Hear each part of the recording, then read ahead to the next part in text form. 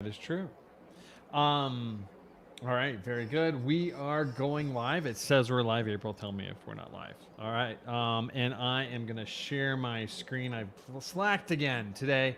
Welcome to the Page Back Business Leader Series.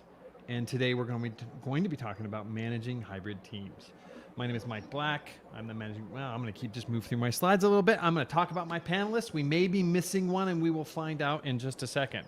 To start, we have Will Bass. Is it Will Bass or Will Bass? Excuse me. Bass. All right, thank you, Will. All right, and Will is the VP of Cybersecurity Services at Flexential Professional Services, and he leads their cybersecurity practice, which provides security, risk, and compliance assessments, which is key. In this conversation, I think today, as we talk about hybrid, one of the things we don't want to lose sight of is cybersecurity. That's why Will is here. He has over 20 years of experience in IT and cybersecurity architecture, consulting, infrastructure, and has managed numerous hybrid teams during his career. So I think you're going to bring a great perspective. Thank you. Our second guest is Ann Hogan. Ann may be joining us in a minute. Unfortunately, her computer is giving her some issues, and so we will find out. Ann has 20 years experience, over 25 years of corporate HR experience. She's a certified senior human services professional through the Human Resources Certification Institute. That's a lot. If I tried to give you the initials or the acronyms of that, that's a lot. But she's my go-to expert when it comes to all things HR. I think she'll bring some perspective. She's able to get in today. If not, I will do my best, as having read a lot of her stuff, to fill in a little bit on that. And finally, we have Margaret Watts Romney. She transformed young workers into well-spoken professionals, well-spoken and established professionals, and they into influential speakers. Sorry, Margaret, I'm blowing that up. She has coached over 100 TEDx speakers internationally and supports leaders in small and medium-sized business. Her motto is "Speakership is leadership." And since all speakers are leaders, and all leaders have to speak, and I think that's very true. All right, my name is Mike Black.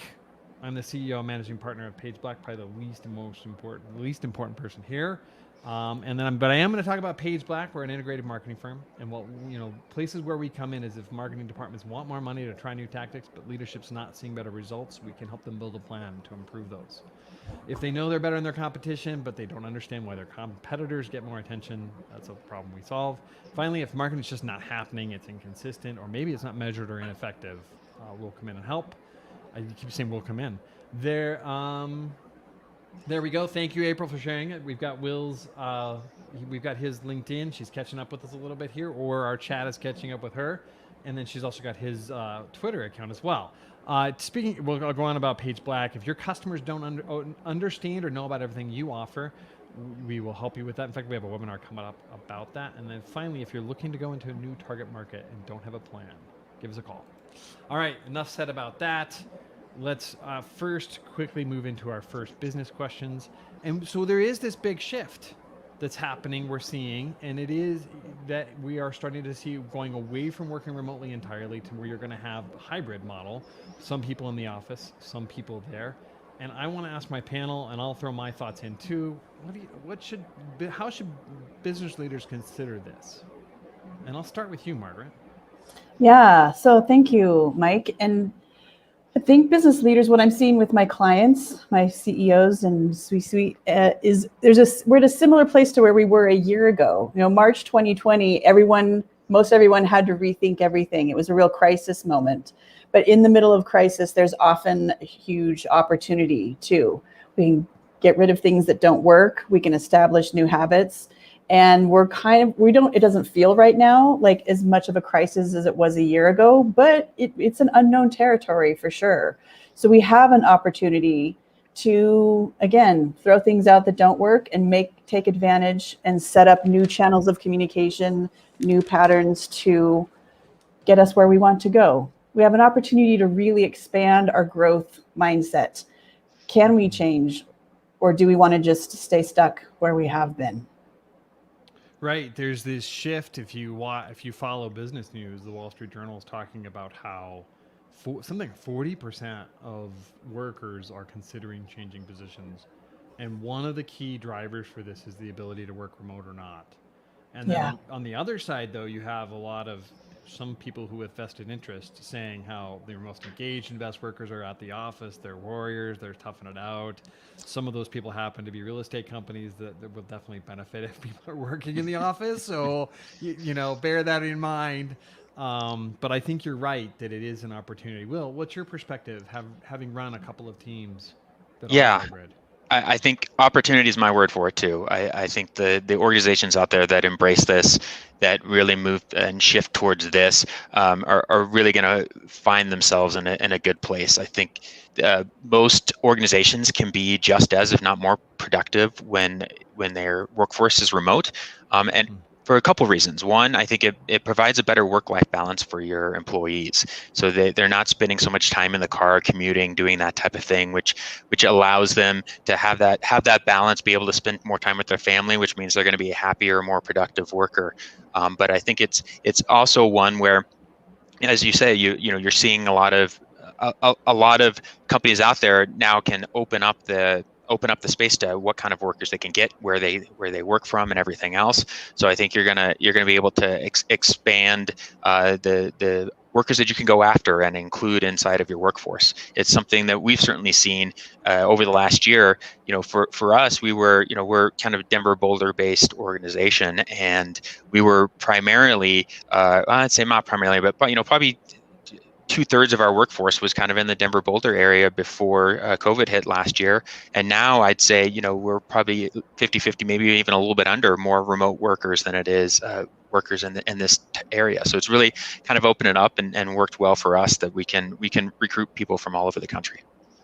Right. That's the other opportunity, is you now no longer are constrained by geography when it comes to recruiting. All right. I have a follow-up question just based on, I don't know why, but commuting all of a sudden triggered this thought, and it's completely unrelated to commuting, but I think there is this shift also for younger workers wanting to be in the office. And I think part of that, I don't know, maybe that's not a shift. There are a certain portion of younger workers that want to be in the office from a networking perspective. I think they feel like they're not going to be able to build their career or build the right, get mentors. I think, Margaret, you're the perfect person to think about this or answer this, given I didn't tell you this one ahead of time. What's your advice for people that are thinking about that? Or that's a concern. If I'm a boss, if I'm a CEO of a company, I've got 100 people that work for me, I've got a younger workforce, I need to develop them. And part of that is connecting with them. Should I have a mentorship program, or what should I do? Yeah, I love this question. And it really kind of taps into a bigger human need. What are we needing from this? And you mentioned younger workers are wanting that connection.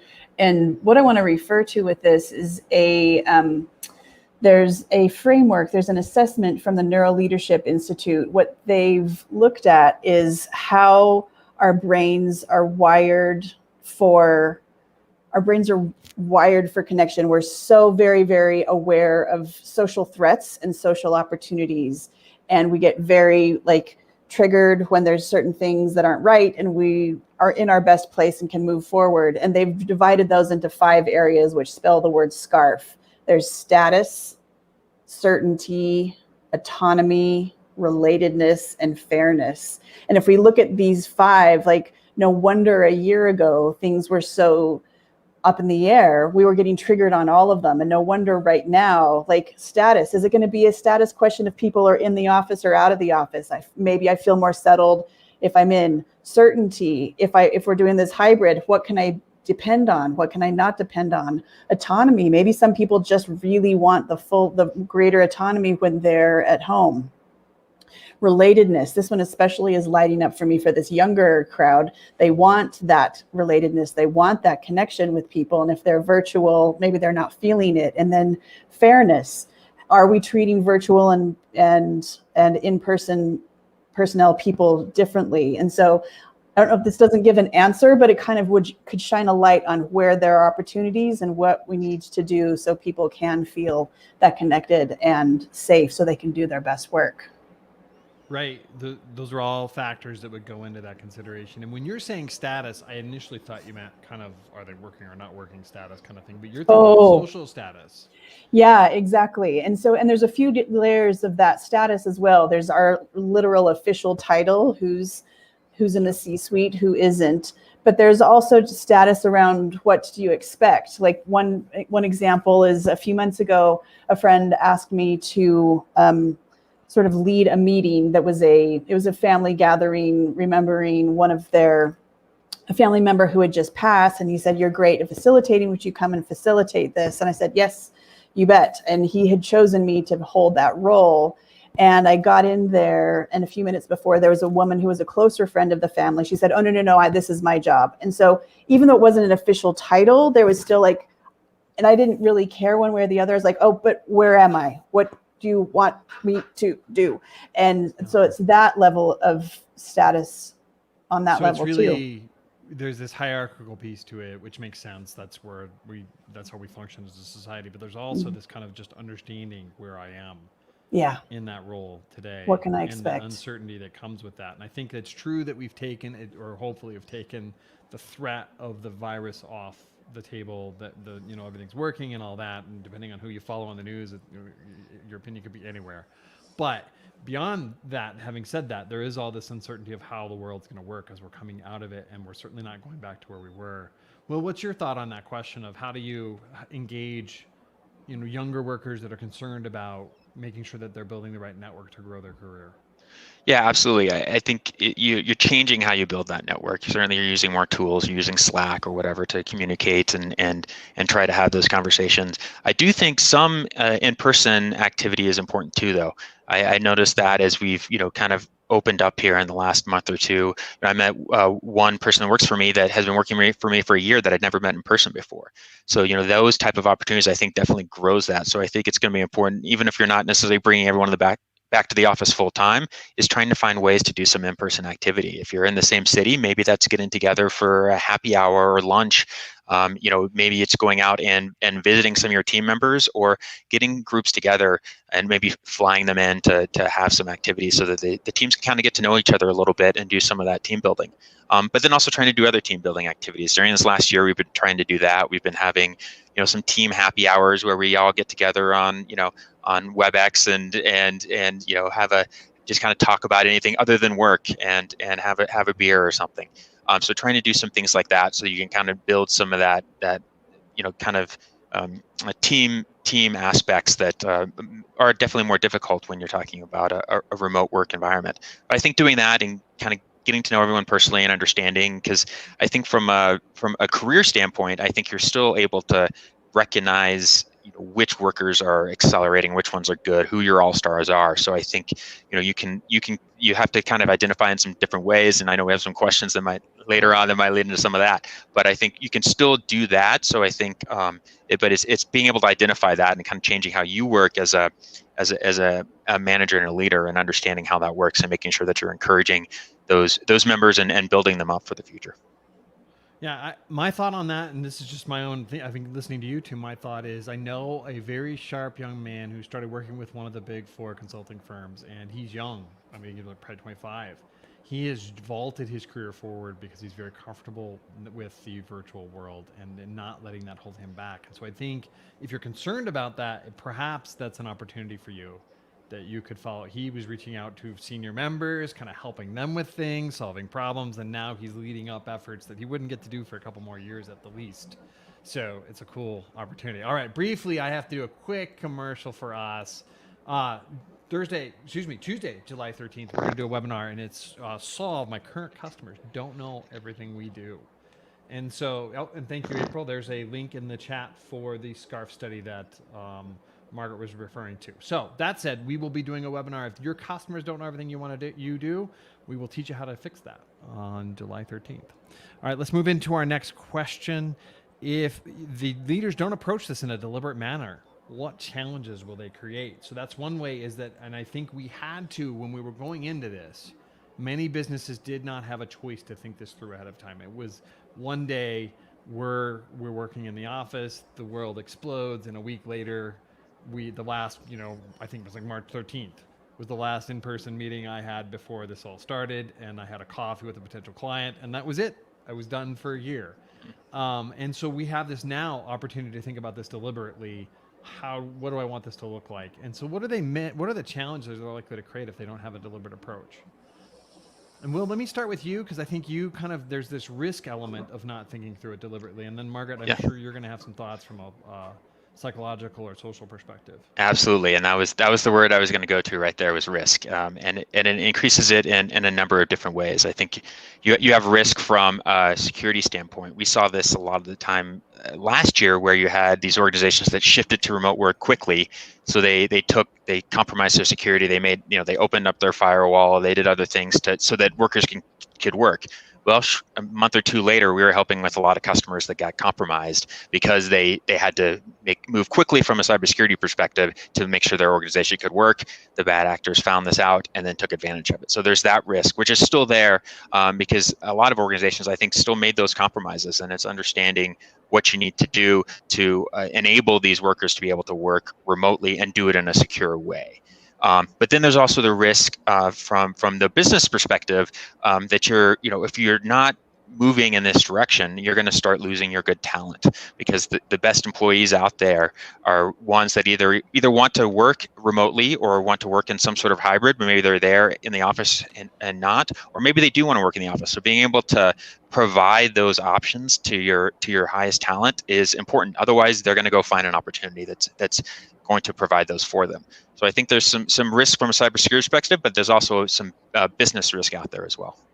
I think so, and I will just second that I am supposed to be the best employee at our company. At least I strive to be and fail on a regular basis, but I love working remotely. Like we've did it before, so it was not a big transition for us from that perspective, but we're not going back to the office, and I don't ever envision that. I really enjoy these kinds of things to do that. But Margaret, what are your thoughts? Like from, you've done all this research around how the brain works and how all that affects things. What are we missing out on if we don't approach this deliberately? Yeah, I think it's exactly that. I think we can get blind spots. I think that one advantage that we all experienced after the pandemic is, since everything was shaken up, we got a chance to see some new things. Oh, this experiment does work. Oh, I can feel connected on a group meeting. Oh, there's this other channel that can be utilized that hadn't been before. One example is one of my clients. She's the chair of a board of a nonprofit, and things were fairly not moving in a good direction before the pandemic, but things were feeling fairly stuck. Then the pandemic hit and it came to a complete stop. And the opportunity that she had was to really think about things in a new way, make those kind of slow down and take a deeper look. What is working? What do I need? Make those connections, reaching out. You do have the time it kind of evens the playing field. If everybody is remote, then everybody is working in this virtual space, and she was able to strengthen some of those connections. And our opportunity is to keep those connections, to remember how that does work for us. Remember that those relationships are still there. How do we keep those, and then build the ones that are in person as well? So really not letting the blind spots fester. Sure. No, that makes total sense. And I do think we walked into this with tons of blind spots. We had no idea what it's going to, and I think if we think we don't have blind spots now, we're wrong. That it's not going back to the way it was before. It's not going to stay virtual entirely in this mix. The thought I have, just thinking about listening to this conversation, is really think through your communication channels. And how are you going to make sure that you're including the right people in the right communication without overwhelming people? Something we have to work on. We have a team chat where a lot of things happen. Mm-hmm. And that's not a great way to communicate project-specific details. I think Slack channels focused on that client is a much better approach, which is something it's on my list of things we have to do. But if you haven't thought through how you're going to communicate and include the right people without overwhelming people, like the team chat's great for us to have. We were debating we have a person in Dallas, and we were debating the weather in Dallas versus here. He totally won because it's much hotter and more humid there. We have it easy. It was a wine fest, by the way. And so that's fine for that, staying connected. But if it comes to the other chat, that you have to search for things, and that's not a great solution and really slows things down. So I think through your communication, how you're going to communicate, when you're going to include people where, is my thought. And that's mostly because I'm working on that. So there you go. All right, and then we're going to shift, and we've talked about this a little bit, but we'll go over to the next question, and that is, what challenges or opportunities are they missing? as we make this shift? What are the opportunities or challenges? And we've kind of already naturally moved there, but let's dig into that. What do you think? Yeah, so I think one of the biggest opportunities out there for this is being able to recruit talent from anywhere. At least across the United States, if not across the world, depending on your organization and how it's structured and everything else. That's been great for us because we've been able to expand our bounds on where we go and what type of people we recruit. One recent example though is there was someone that was actually in the Denver area, but he was looking to move back home so he could be closer to his family. So we actually brought him on board, and now he's a full-time remote worker for us. Where and the reason he was leaving his organization was because they told him, sorry, if you want to keep working for us, you have to stay in Denver. So that opened up an opportunity for us where we could bring in someone that's going to be great for our organization and let him work from where he wants to work from. So I think that's one of the biggest ones, is that it really opens it up. You're seeing it now where you have the shift from San Francisco to places like Austin and Miami, where a lot of organizations and everything are moving because the cost of living and the quality of life is a lot higher there. So why stick yourself in some place where it's going to cost you a lot of money, be very expensive to employ people, when you can do it in another area now that people can work from anywhere. No, absolutely. There was a tech company that was trying to, I don't want to say prorate or change the rate of pay based on where you move to, because they felt like that. And I think that's a great way to lose an employee. That if their skill set's worth that much, it doesn't really matter where they live. And so that's an upcoming, that's another thing you should be thinking Yes. about if you're an employer. If people move, how are you going to pay them? I don't think you should be, my personal opinion is that you base the pay on what you get out of that position versus where that person lives. And that makes sense. We have a comment. The biggest change will be leaders and managers need to change how they manage and lead. New or broadened skill sets will be needed. I think training is going to become a bigger deal. We have an upcoming session later this summer on training. So, Margaret, what are your thoughts? What opportunities are people missing, or challenges are they missing? Blind spots. Well, I love what you're pointing to already. What Will pointed to with this opportunity for broader, like for reaching out to beyond your local location. There's an article, 5 non-obvious benefits of remote working, and from the Neuro Leadership Institute. And one thing they've pointed to with their science, this is all very research-based, is you can more easily have more diverse teams, more inclusive teams. If your headquarters are in the center of San Francisco, and if everybody has to be in person, then the cost of living there is really going to seriously limit who can actually show up to work. And if we can have more diverse teams, more spread out teams, then, like you mentioned, we can have. And so having that eye to diversity, having that eye to inclusion is a little bit easier when we can reach out broader. Yeah, I think there's some studies on this idea that the more diverse and varied perspectives that you can have, both in your leadership team and at your company, the better you will do, which I think is really, it's all about, at least from my perspective, it's all about blind spots. That people who think differently, have lived different lives, bring different perspectives, are going to add value as long as you enable them to. So, yeah. All right. Any other opportunities you guys see missing at this point?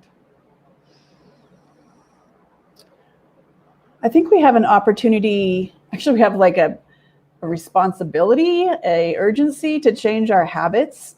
So if we have in our brain, when we do the same things over and over again, then neurons in our brain sort of fire the same way.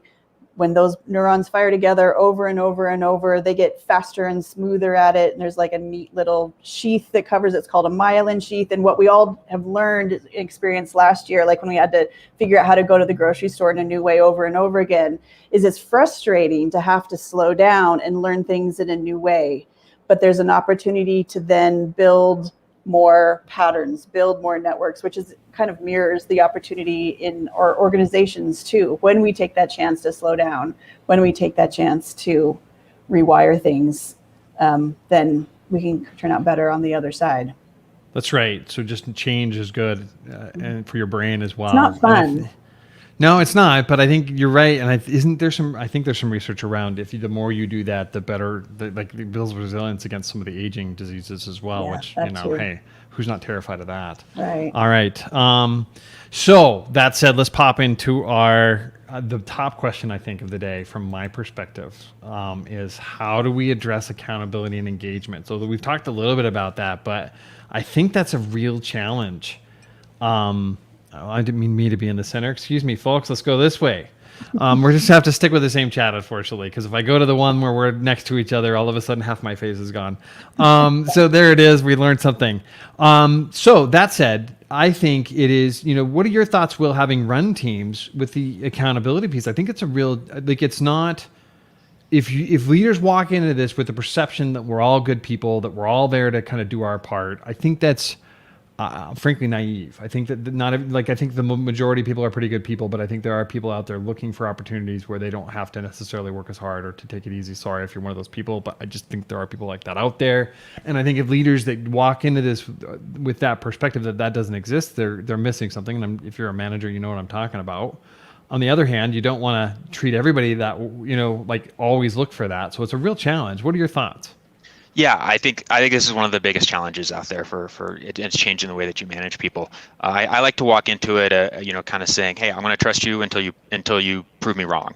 So try to do that with kind of all relationships, but certainly with anyone that works inside of our organization is, I'm going to trust you, but we're still going to measure you. We're still going to give you, but also try to give that opportunity to succeed. So it's going to change stuff. You kind of have to change how you're giving tasks and stuff, but you give that ownership with it. I think that's kind of one of the key things is I'm going to give this to you. I'm going to let you own it. I'm going to let you run with it. And then, have periodic check-ins. It's going to kind of depend on the project and everything. Sometimes a weekly, bi-weekly can work. Other things, maybe you need to check in every day. So it kind of depends on, I think, what the work is and who the person is and stuff. But I think giving them that ownership, that responsibility, checking in with them, seeing if there's anything that you need to help with and getting an idea of how things are going, I think goes a long way. I think most people out there, if you give them that and you give them that opportunity to be able to succeed with it, I think most people run with it and are successful with it. But you're right. There are some people that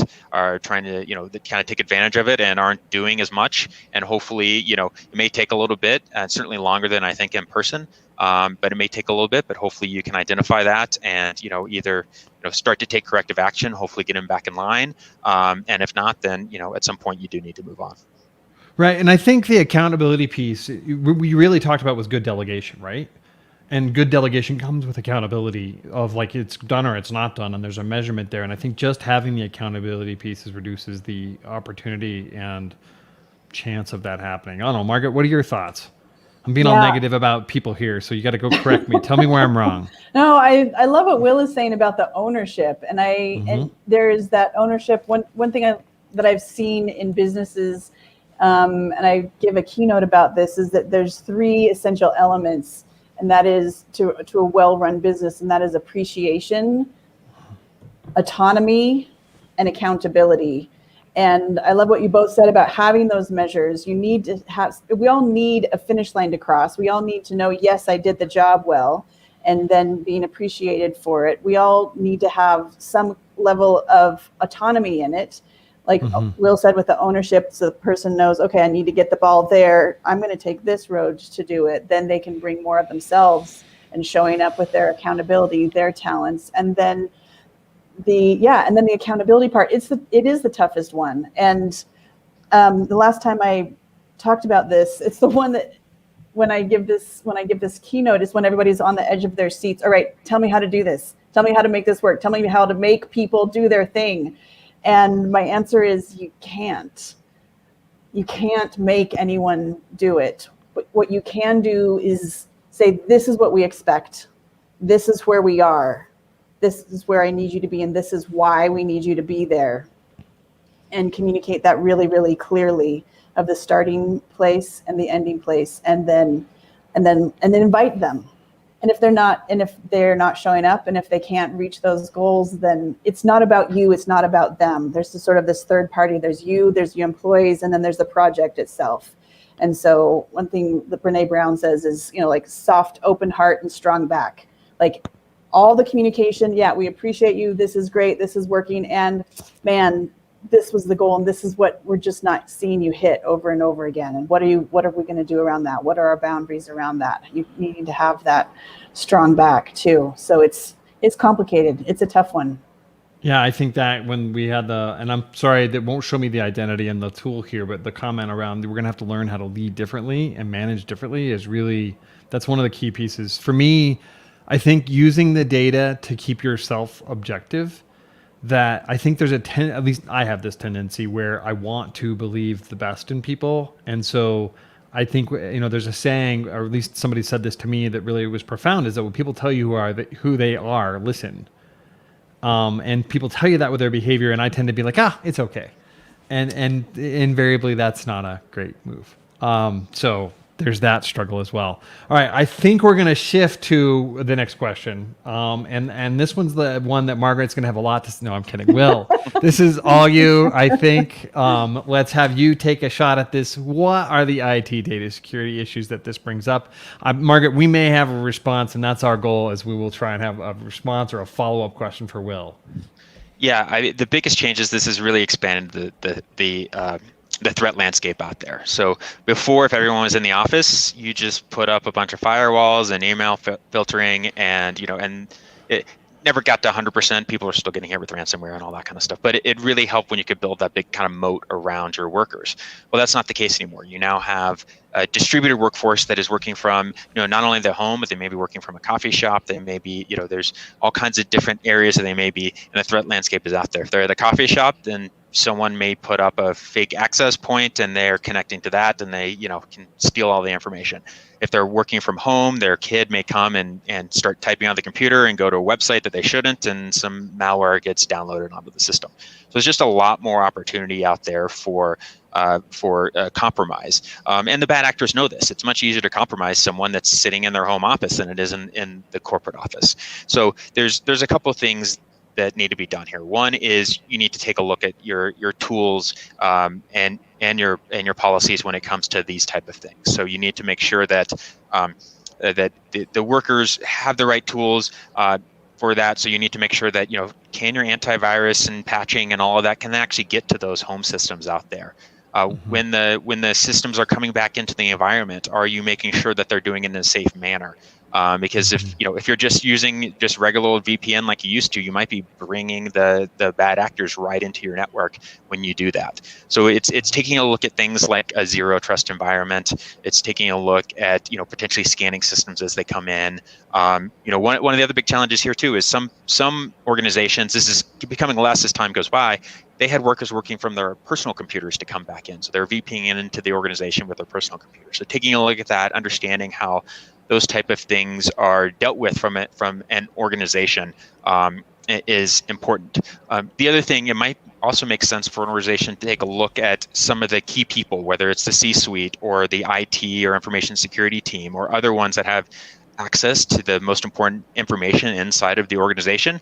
And maybe it makes sense to actually go and set up their home office for them. So you actually pay for their internet, you set it up so that you can segment their work environment from their personal environment. So doing things like that for at least a subset that have the access to the most key information out there is important.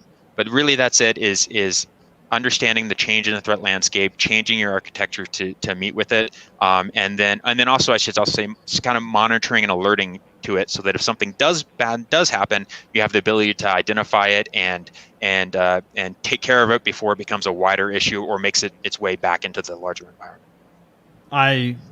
So what just struck me is you've answered a question that I've had, and I didn't even know to ask you this question, and that is, I've like, gosh, do I need to buy an expensive firewall for every one of my employees? Which is, it's $1,000 an employee. It's not necessarily a small and expense. If you're a large company, that could be hundreds of thousands of dollars. But I think you're right. I think it's back to like, who is it that has access to the really critical information that we need to make sure they don't have that. So like me.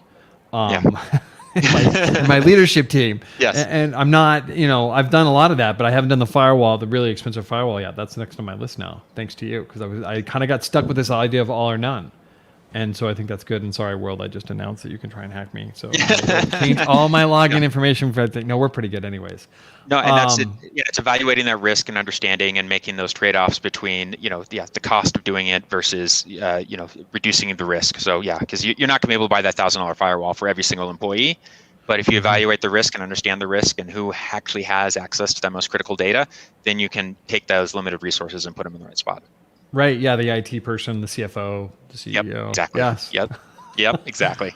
All right, Margaret, what are your questions? If you have one for Will, if not, that's fine. Yeah, this is really interesting. Like the thought for me is, my question is, if I were a worker, I'd been at home, I'm about to go back into the office, it sounds like there's a few things I should check for, like checking in with the IT department. I was imagining people just coming from home and just marching back in and re-engaging with the computers and systems and things at work. Is there a checklist? Is there like top 5 things I should do to make sure my system and my work system are safe?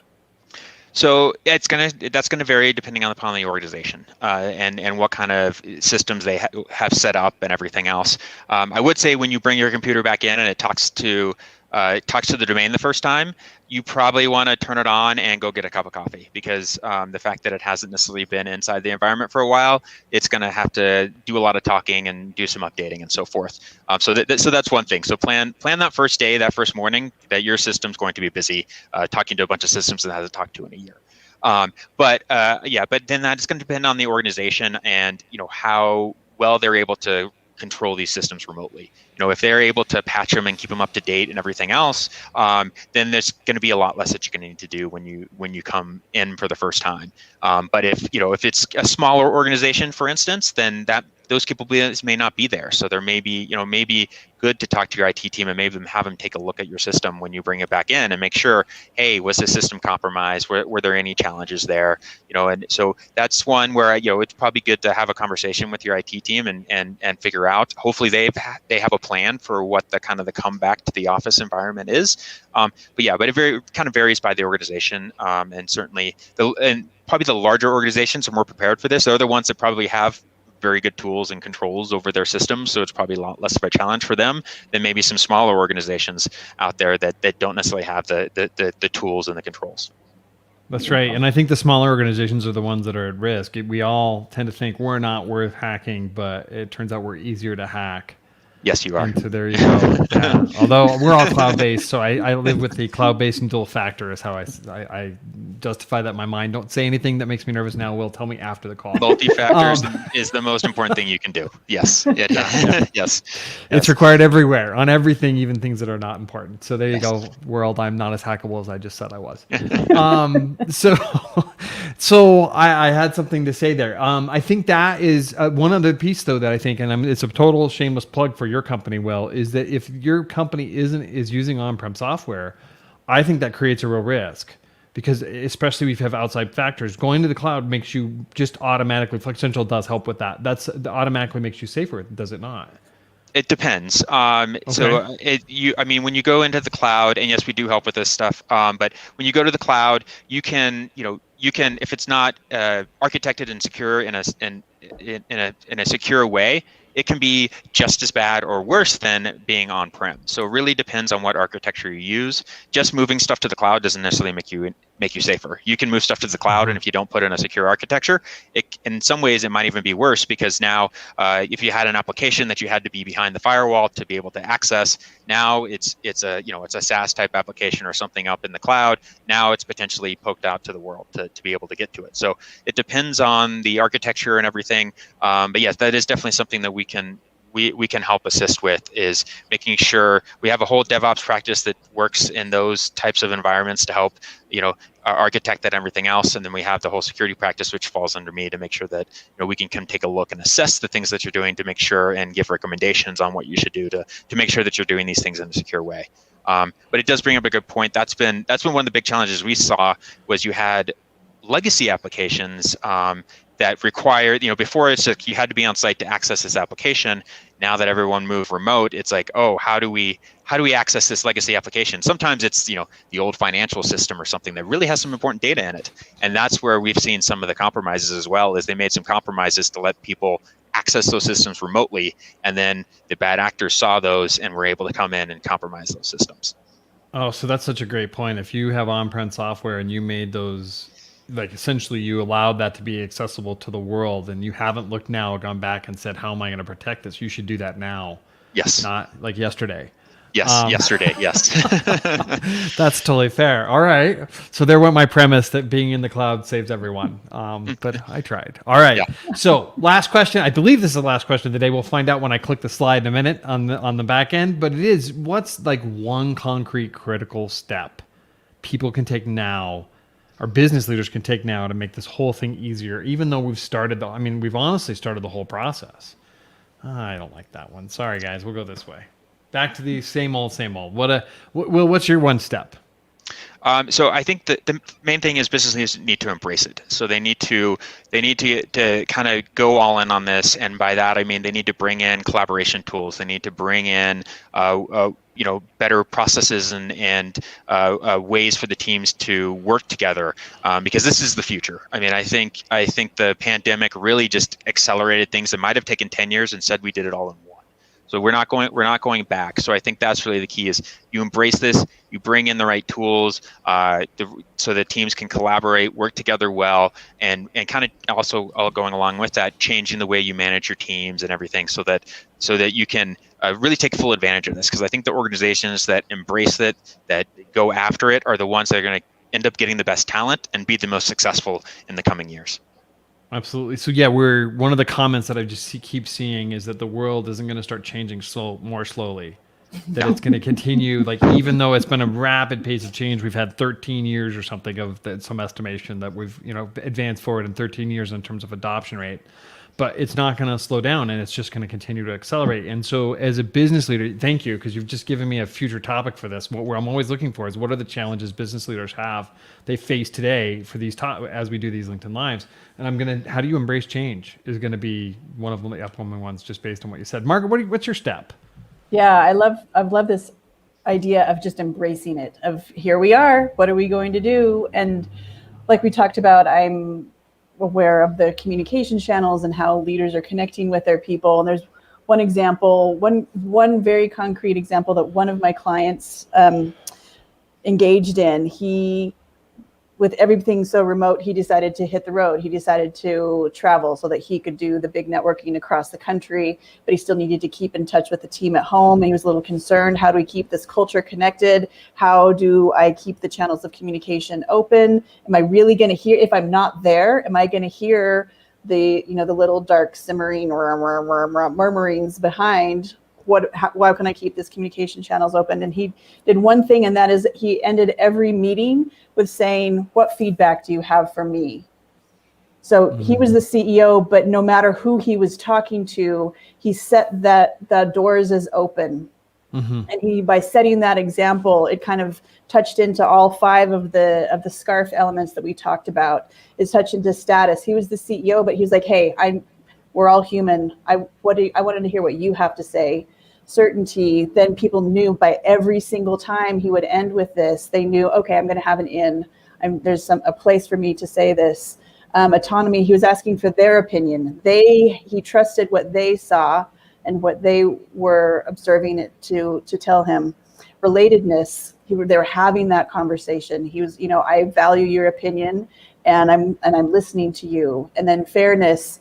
He had this open door policy, so as anyone in the business that could say that to him. So he really got through there's a pattern in business of when you're higher up, then people, this is a little bit crude, but they kiss up and piss down. Like if there's a problem, they tell it to their download, but if something going on, they tell it up. And he was able to work to break that pattern by leaving open door. What am I doing?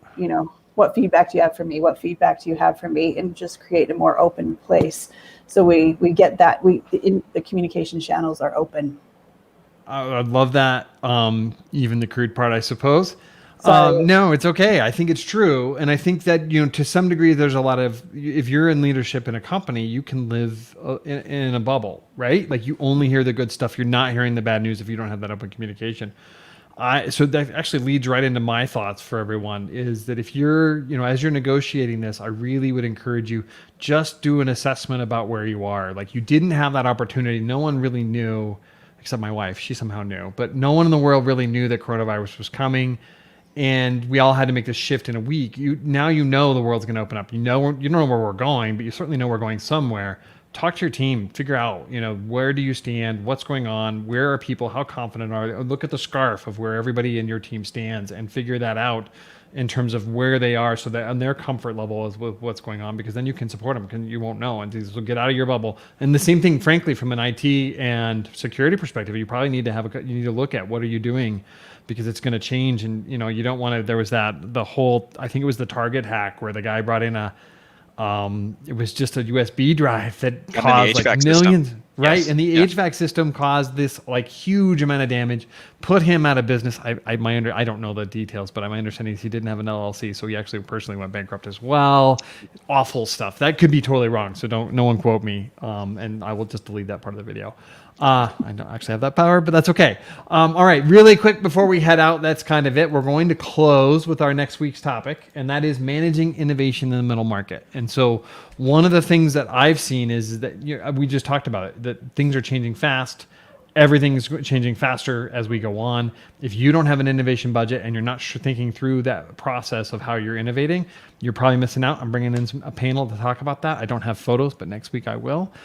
They're all really brilliant people, and it will be this Thursday coming, and it'll be at the same time as this, every Thursday at noon Mountain, 11 a.m. Pacific, and 2 p.m. Eastern. So with that said, thank you to my panel. Any closing comments that you want to leave people with? Keep a growth mindset. Here we go. That's right. Embrace. Yeah, embrace it. And this is opportunity. All right. I can't think of a better way to close it. Everybody, thank you very much. Have a great day.